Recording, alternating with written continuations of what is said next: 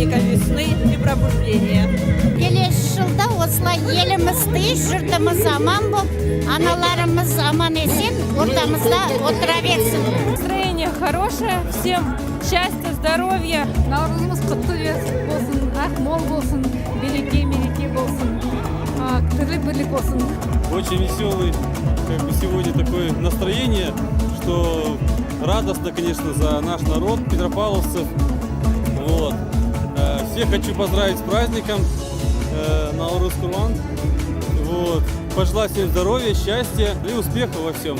Қазақстан өркей берсін, халықтың денсаулығы болып, бірлік тірліктің арқасында, бейбітшіліктің арқасында бәріміз жақсы өмір сүрейік. Сегодня у нас прекрасное настроение, солнечный день, прекрасная программа подготовлена творческими коллективами нашей области.